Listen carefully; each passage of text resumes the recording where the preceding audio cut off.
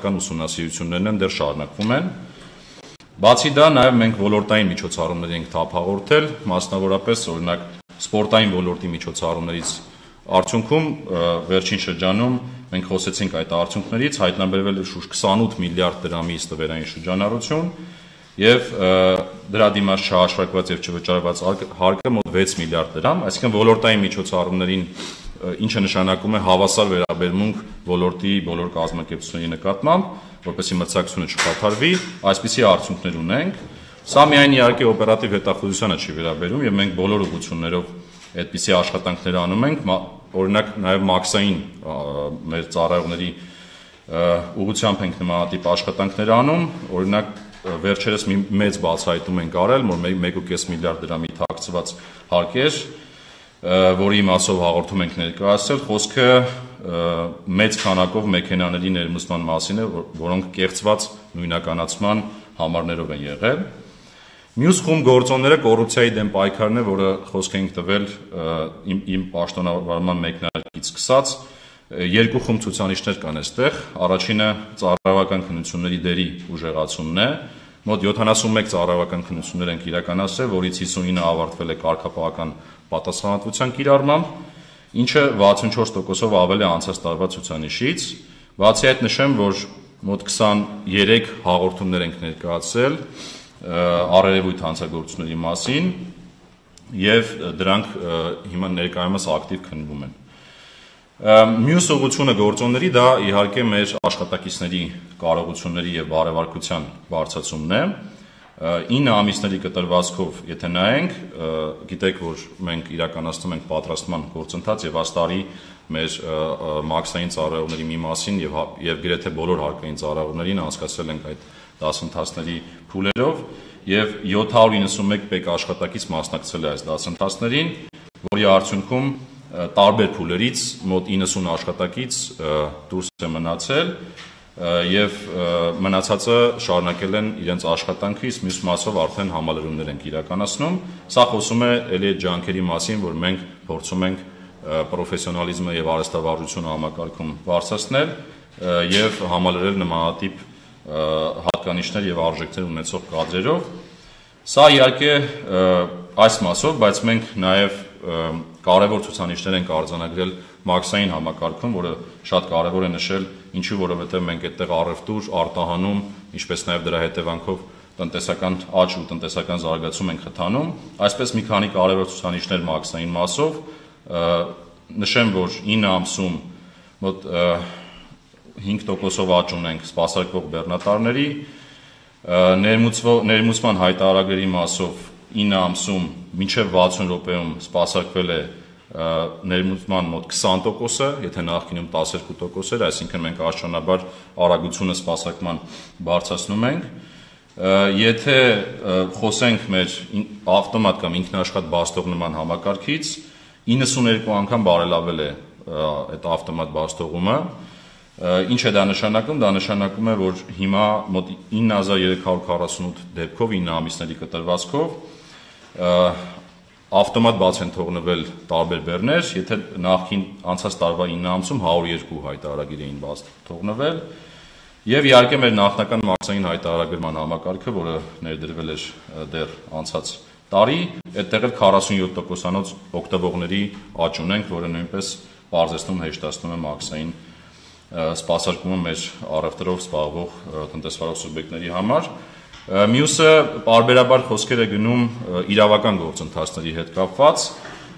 եւ նշեմ, որ այստեղ մենք լայնածավալ դատական պրակտիկայի ուսումնասիրություն ենք իրականացնում եւ եթե նայենք ցուցանիշներին, ապա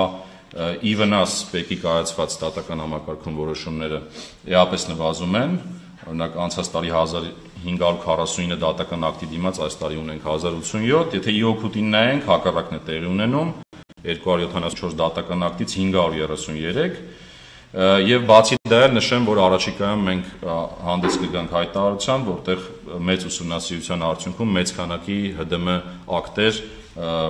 ակտերի մասով կներկայացնենք մեր դիրքորոշումը նախկինում կուտակված անցած տարիներին եւ ցուցանիշներից բացի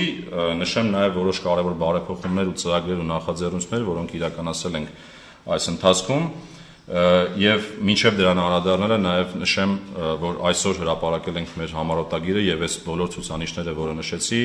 այդ համառոտագրում կան 9 ամիսների, ավելի մանրամասն տեղեկատվություն կա եւ ըստ անհրաժեշտության կարող եք օգտվել։ Ծրագրի մասին նախ խոսք ենք տվել համակարգը համապարփակ ախտորոշել, հարկային համակարգը եւ օգտագործեցինք միջազգային պրակտիկայում կիրառող այսպես տադատ ասված գործիքը եւ դրա արդյունքները ամփոփել ենք, արդեն հրապարակվել է, շուտով նաեւ մեր կայքում կհրապարակենք եւ դուք կտեսնեք թե հարկային վարչարության առումով որտեղ է ՊԵԿ-ը, որտեղ առաջընթաց ունի, որտեղ որոշակի հետ է ընկնում, որտեղ բարելավելու կարիք կա։ Մյուսը կարևոր ռեֆորմներից մի քանի դրվագներ, նախ եկամուտների հայտարարագրման հետ կապված այսօր էլ արդեն ակտիվ քննարկումներ են իրականացվում ազգային ժողովում։ Մենք ըստ էության առաջարկված ազգային ժողովի պատգամավորների կողմից առաջարկված նախագծով անցում են կատարելու նախալրացման տրամաբանության եւ զուգահեռ նաեւ ընդլայնելու տվյալների հասանելիությունը պետական եկամուտների կոմիտեի, ինչպես նաեւ մեծ ջանքեր ենք ներդնելու վերլուծական գործիքակազմի կատարելագործման վրա, որը էապես հեշտացնում եւ թեթևացնում է մեր քաղաքացիների կյանքը, ինչպես նաեւ նոր պլատֆորմ ենք խոստվել, որը մյուս տարվանից պետք է ներդրվի, դրա տեխնիկական առաջադրանքն ամբողջությամբ մշակել ենք եւ մեկնարկել ենք դրա մշակման գործընթացները։ Մյուս ռեֆորմը խաղային ոլորտին էր վերաբերում, լսած կլինեք, որ մենք բոլոր որոշումները արդեն ընդունել ենք եւ վերջին օրերին արդեն հայտարարել ենք խաղային օպերատորի մրցույթը, որակառուցման փուլը, որի արդյունքում կընտրվեն կազմակերպություններ երկրորդ փուլին մասով աշխատանքներ տանելու ուղղությամբ։ Մյուս բարեփոխումը ֆինանսական հաշիվների փոխանակումն է։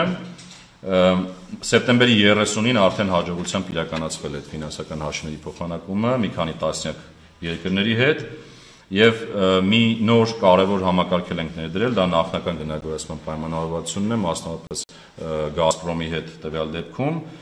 որը ենթադրելու է առաջիկա 3 տարիների համար մոտ 890 միլիոն դրամի լրացուցիչ շահութարկ։ Մյուս խումբ ռեֆորմները վերաբերում են վերլուծական գործիքներին եւ կարգապահության բարելավմանը։ Մշակել ենք ուրեմն կարգապահության բարելավման ծրագրի գնահատման ուղեցույց, որը արդեն ներդրվել է եւ մեր աշխատակիցները պետական եկամուտների կոմիտեին հետևում են դրան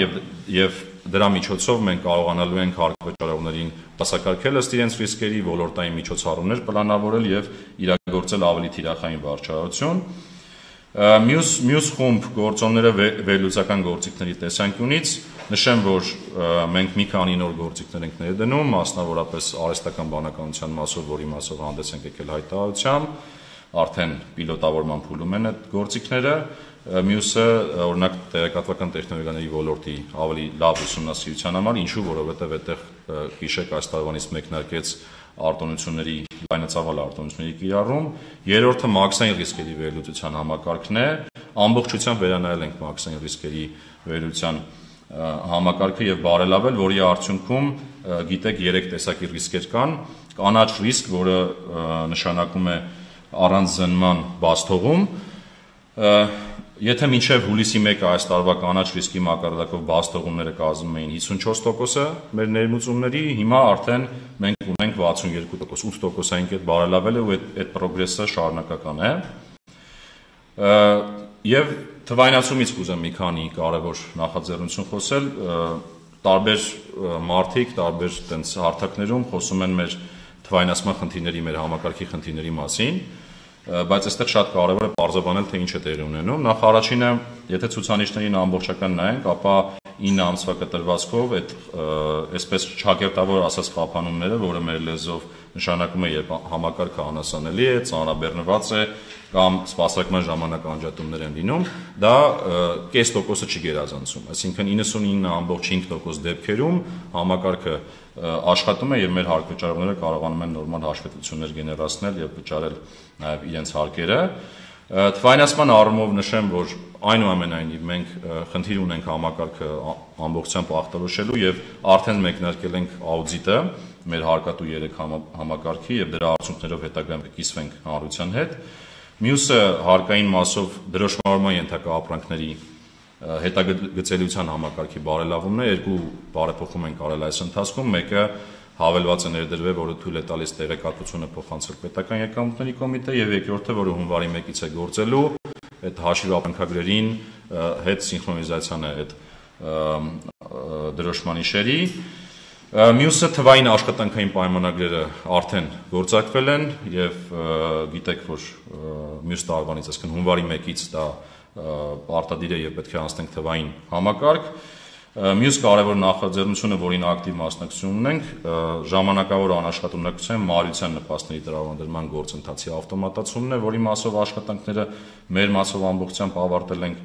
Մաքսային թվայնացման տեսանկյունից միասնական հաշիվ ենք ներդնում, հարկային միասնական հաշիվ կա, մաքսային չկար, որը էապես բարդացնում էր ինչպես մեր տնտեսվարողների կյանքը, այնպես էլ հարկերի վճարման գործընթացը եւ դրա արդյունքում շատ ժամանակ էին տուժում մեր տնտեսվարողները։ Դրա օրենքի առաջին ընթերցումը արդեն անցել է եւ շուտով կքննարկվի նաեւ երկրորդ ընթերցմամբ։ Այդ ինքնաշխատ բաստողման համակարգի ներդրման մասին խոսեցի, որը թույլ է տալիս ռիսկերի միջոցով անցում կատարել սահմանը առանց որևէ բարդությունների, եւ երրորդը, որը շատ շուտով կհանձնենք մեր հանրության դատին, դա արտահանման եւ ներմուծման էքսիմ, այսպես ասած, պլատֆորմն է, որտեղ լինելու են բոլոր տեղեկությունները մեր իրավակարգավորումների, մեր մաքսատուրքերի, առանձին վճարների, շատ հարմար, շատ պարզ ձևով, որպեսզի մարդիկ կարողանան օգտագործել այդ հարթակը, եւ երկու կարևոր միջազգային առումով մեր արդյունքներից նախ առաջինը նշեմ, որ այս տարի ստորագրվեց Երևան քաղաքի մաքսային կենտրոնի կառուցման համար ֆինանսավորման համաձայնագիրը, խոսքը 39 միլիոն եվրո վարկի մասին է եւ 6 միլիոն տրանշ 1-ով 30 իրար հետ 30, տրանշ 1-ը 30, տրանշ 2-ը 9 միլիոն եւ 6 միլիոն դրամաշնորհի մասին է, վարկը վերակառուցման զարգացման եվրոպական բանկից, դրամաշնորհը Եվրամիությունից, եւ կուզեի նշել, որ մենք նաեւ միջազգային ասպարեզում, հատկապես հարևանների հետ կարևոր հաջողություններ ունենք, Իրանի Իսլամական Հանրապետության հետ պարզեցված մաքսային միջանցքի այս պահին համաձայնագիր ենք բանակցում շատ ակտիվ, որը շուտով կավարտենք, Վրաստանի հետ համատեղ կետի հարց ենք քննարկում եւ աշխատանքային խումբ է ձևավորվել Գոգավան գյուտի հատվածում համատեղ ծառայություն մատուցելու ուղղությամբ եւ իհարկե ԱՄՆ-ի հետ շատ մեծ թափով սկսել են նույնիսկ կարելի ասել տարբեր ուղղությամբ համագործակցությունները, խոսքը վերաբերում է կարողությունների զարգացմանը, մեր մաքսային համակարգում սարքավորումների ձեռքբերմանը, ինչպես նաեւ առանձին խելացի մոնիտորինգային համակարգերի ներդրմանը։ Թերևս այսքանը վերջում ամփոփելով ուղղակի ուզում եմ մեջբերել այն խոսքերը, որ ես պարբերաբար հնչեցնում եմ հարկ վճարելու մշակույթի հետ կապված, հարկ վճարելը ոչ միայն սահմանադրական բնական պարտավորություն է, այլև յուրաքանչյուրիս ներդրումն է մեր մեծ ընտանիքի բյուջեում, ուղղված բոլորիս համար կյանքի բարձր որակ ապահովելուն եւ բոլորիս լիարժեք երջանիկ դարձնելուն։ Իսկ բարեխիղճ հարկ վճարելը հոգատարությունն ու պատասխանատվություն ստանձնելն է, այդպիսի կյանք ապահովել ինչպես ներկա, այնպես էլ ապագա սերունդների, մեր երեխաների համար,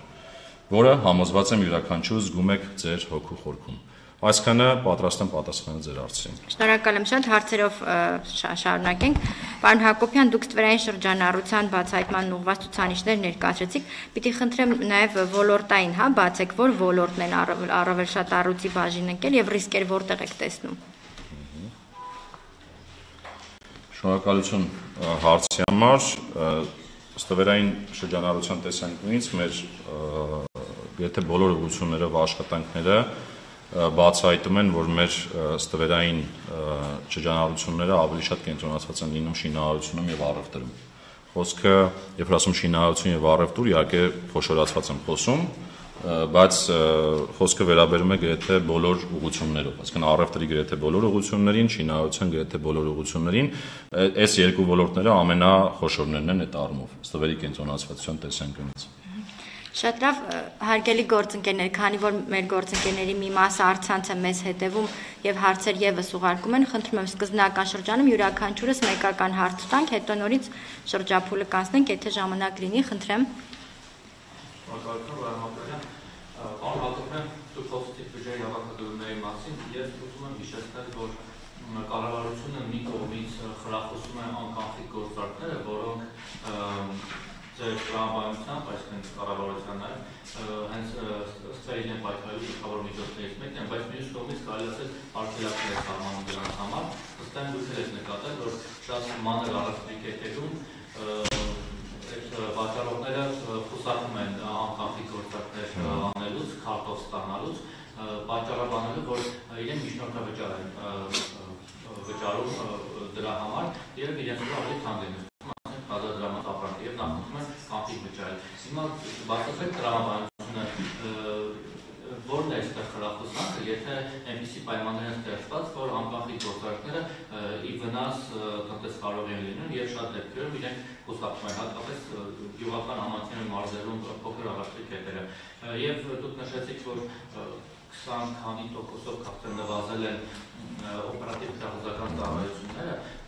այդ միջոցառումները, սա ինչով է պայմանավորված, արդյոք նաև այն դժգոհությունն ու աղմուկն էր, որ ինչպես ես նաև ընդհանրել, որ պետք է կարծես շանտաժ է անում մեծ գումարներով, այսինքն քրեական գործերով մեծ գումարներ իտուգանքներ սահմանելով տնտեսվարողների համար, որ չվճարել քրեական գործով կայացնել կալանավայրում, արդյոք սա էր այդ նաև այդ աղմուկն էր դժգոհություն տնտեսվարողների կողմից, որ դուք մի փոքր հետքայլ եք արել։ Շնորհակալություն հարցերի համար, նախ առաջինը անկեղծ ասած վիճակագրությունը այլ բան է հուշում։ Այսինքն եթե նայում ենք, ես նույնիսկ դրա մասին հնչեցեցի որպես ստվերային տնտեսության բացահայտման որպես ցուցանիշ, եւս մեկ անգամ նշեմ, եթե նայում ենք անկանխիկ գործարքները, ապա կտրոնների քանակը աճել է 55%-ով, իսկ հասույթները 31%-ով։ Ընդ որում նշեմ, որ եթե բոլոր գործարքներն ենք վերցնում մեր, ապա այդտեղ տեսնում ենք, որ մեծամասամբ անկանխիկ են։ Այսինքն աճը, ոչ թե կատարվող գործարքների մեծամասնությունը, այլ աճը, երբ որ նայում ենք, հիմնականում անկանխիկ գործարքների աճն է։ Այսինքն միգուցե ձեր ասածը իրականության մեջ տարբեր դրվագներով տեղի ունի,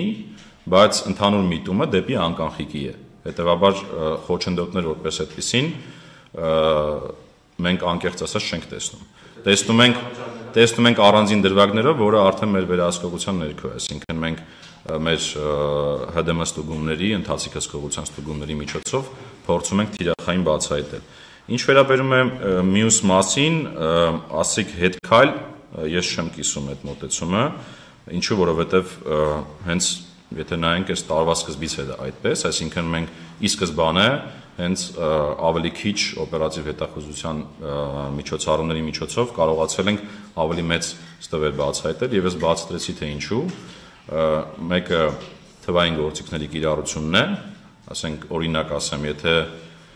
եթե նախկինում շատ են հնչում այդպիսի օրինակներ, որ համակարգիչներ օրինակ վերցնել, տեղափոխել օրինակ պետական եկամուտների կոմիտե, այդտեղից վերցնել տվյալներ, իհարկե առանձին դրվագներում դա անխուսափելի է, բայց հիմա բազմաթիվ են, որ մենք հենց տեղում կարողանալով հարկ վճարողի հետ բանակցել, բացի այդ կիրառել նաև մեր թվային գործիքները, կարողանում ենք հենց տեղում այդ տվյալները վերցնել եւ իր բնականոն կյանքը չխաթարել։ Մյուս բանը, որ կուզեի նշեի քրեական գործերի հետ կապված, նշեմ, որ այստեղ էլ դրական դինամիկա կա, եթե օրինակ վերցնենք նախ քրեական գործերի գինը հասկանանք, էլի դերը հասկանանք, որտեղ ամեն տարի մի տոկոսը չի գերազանցում, իսկ եթե հարկ վճարողների մեջ տեսնենք, թե քանի տոկոսին է հասնում այս հաղորդումները, որոնք ներկայացվում են քննչական կոմիտե, պատմականորեն այդտենց 0.8%-ի շրջանակներում է եղել, այս տարի 0.4-ից 0.5 է, այսինքն այդտեղ էլ նվազում ունենք, այսինքն ավելի քիչ հաղորդումներ են ներկայացնում, դա ինչի հետևանք է, որովհետև մենք մեծ թափ ենք հաղորդել, նախ ներսում ենք շատ ֆիլտրում մեր կատարած աշխատանքները, բացի այդ բանակցություններին ենք շատ տեղ տալիս ու լսելու իրավունքը հարկ վճարողի մենք իրացնում ենք իրականության մեջ ավելի շատ, քան նախկինում։